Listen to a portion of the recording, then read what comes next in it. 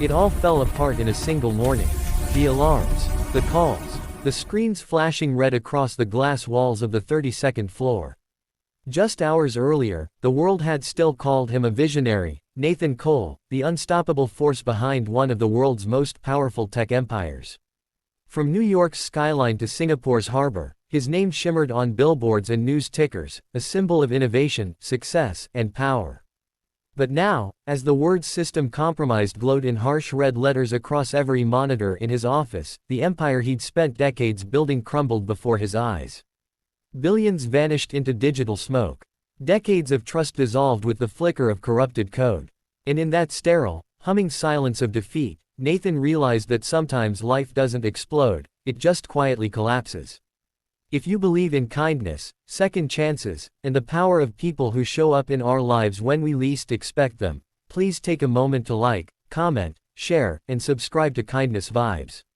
Because what happens next proves that angels don't always have wings, sometimes they wear janitor uniforms. For years, Nathan had worn his wealth like armor. Every deal signed, every skyscraper bearing his company's name, was a wall between him and the boy he used to be. The boy from a forgotten neighborhood, who'd once known hunger, fear, and the ache of being invisible. Success had rewritten his life. He owned penthouses that touched the clouds, cars that cost more than the houses he grew up around, and a company so vast it ran 24 hours a day, pulsing like the nervous system of the modern world. But the more he built, the more he drifted, from people, from love, from himself. When his wife finally left 2 years ago, her parting words still echoed in his head: "You built everything except a home." His daughter had moved overseas soon after, her voice fading into brief, polite calls that grew less frequent as months turned into years. Now, as his company's servers failed one after another, Nathan felt a strange, hollow quiet in his chest. The stock value plummeted. Reporters swarmed. Former partners fled like rats from a sinking ship. His phone buzzed relentlessly with missed calls, legal teams, crisis managers, investors demanding answers.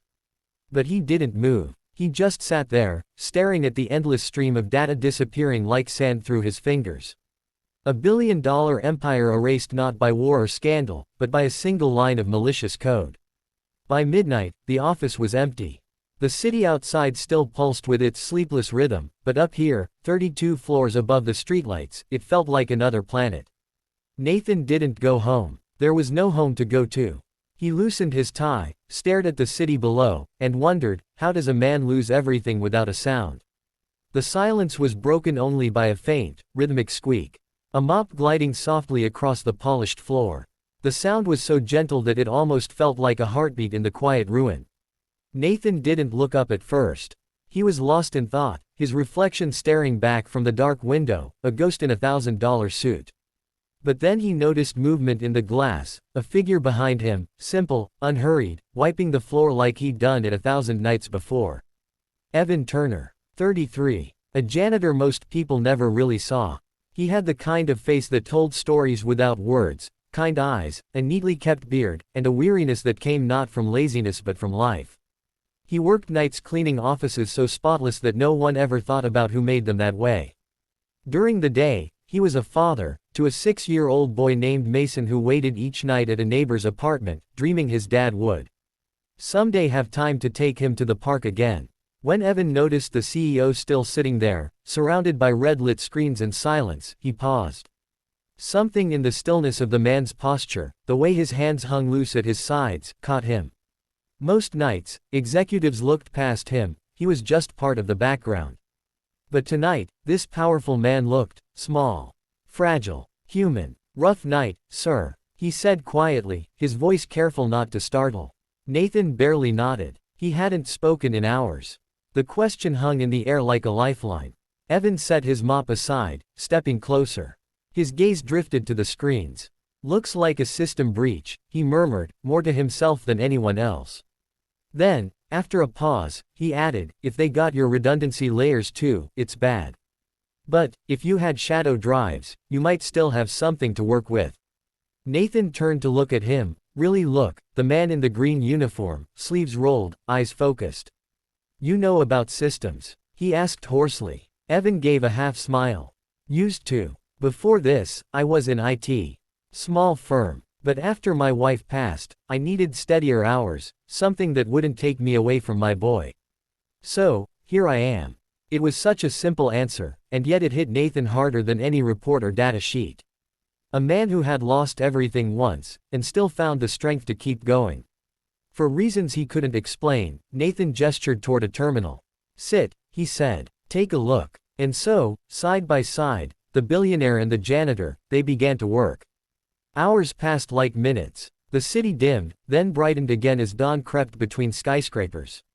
Evan's hands moved with quiet precision, lines of code flashing across the screen, fingers dancing over keys like someone who'd never lost the rhythm.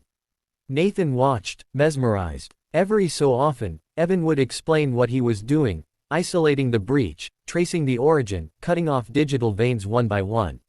Nathan, once the king of this domain, now sat as a student beside him, humbled by grace and skill that came without arrogance. By sunrise, a flicker appeared on one of the monitors. Then another. One by one, systems began to revive. Fragmented drives reconnected. Backups loaded. A lifeline, fragile but real. Nathan leaned forward as the data streams returned, his chest tightening with disbelief. After 2 days of chaos, he could finally breathe. He turned to Evan. "You saved it," he whispered. Evan shook his head. "No, sir. You built it. I just reminded it how to breathe again."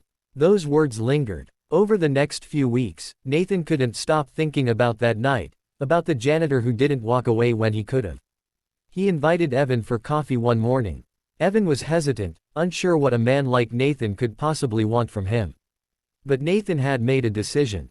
He was rebuilding, not just his company, but himself. And he wanted to do it differently.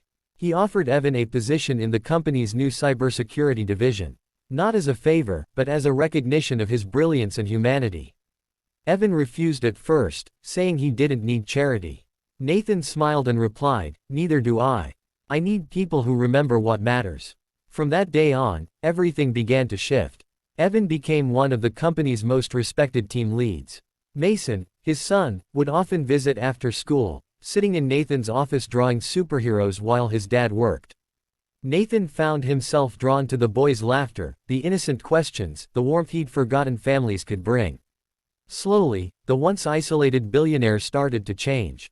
He stopped counting profits and started counting people. He funded scholarships for single parents, built community programs to support widowed families. His board meetings grew shorter, but his company grew stronger, not through numbers, but through heart. He learned to say thank you, to listen, to see. One quiet evening, years later, Nathan stood beside Evan on the same 32nd floor, looking out over the city that had once been his battlefield. The skyline glowed gold under the setting sun. Nathan spoke softly, his voice thick with emotion. "You didn't just save my company, Evan. You saved me. You reminded me what life feels like." And Evan, ever humble, just smiled. "We all need saving sometimes, sir. Even the ones who seem untouchable." The story of Nathan and Evan became legend in their firm. People whispered about the night the janitor saved the billionaire, not with money, but with kindness. Not with power, but with heart. And Nathan often said in interviews, "The greatest fortune I ever gained wasn't wealth. It was the night someone who had nothing gave me everything." If this story touched your heart, if it reminded you that kindness can come from the most unexpected hearts, please take a moment to like, share, and subscribe to Kindness Vibes. Because the world needs more stories like this, stories that prove compassion can rebuild even what technology destroys.